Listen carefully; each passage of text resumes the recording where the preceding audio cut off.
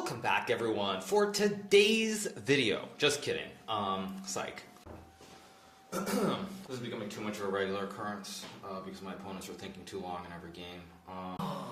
Well, I guess we're live once again, everybody. So, yeah, I think last year people seemed to enjoy me coming to the confessional booth and pretty much wasting all my time talking about chess or whatever rather than playing the game. So, chess I think is 90% mental and the other half is preparation, or maybe I've got the order backwards. I did a fair amount of preparation last night and this morning, but probably for like the hour before I came here, all I was doing was looking at stocks. So you can make some recap. He sacked the rook and he won a great game. He's 5-head, all this stuff.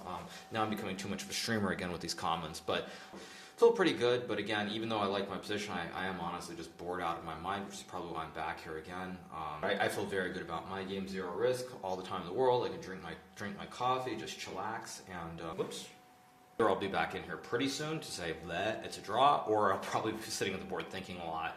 What to say, I'm obviously not happy with my position, especially based on the 30 minutes I spent on the previous move.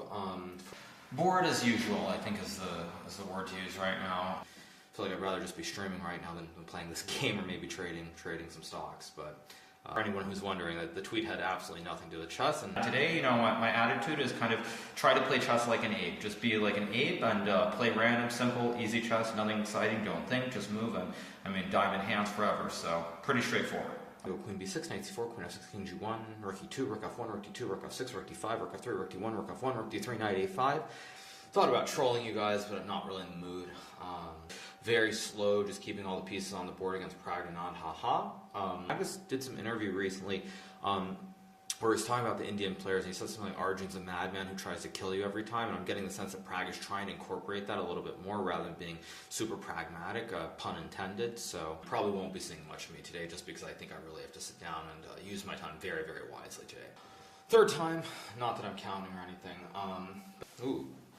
Today's different. I see today they actually try to be more creative, and they mounted the microphone here to make it look a little bit better. We'll see if it works or it doesn't work, but it's showtime. So unfortunately, computers have made a lot of these old Sicilians from the 1990s somewhat irrelevant, or more like dinosaur ideas these days. So how the game goes on, there's going to be play. There's probably going to be some chances to create a mess on the board, and that's really what I'm hoping for in this game. When your human opponent is able to just blitz out move after move after move every move, you feel like you're not really playing against a human. It's literally you're playing against stockfish, for lack of a better way of putting it. One thing that great champions in any sport have, and this isn't even really necessarily chess, is that they have a way of getting it done in the critical moments. And Magnus is busy eating noodles or something in the back room and letting 10 minutes tick off his clock against Ding. I don't know why, but he is.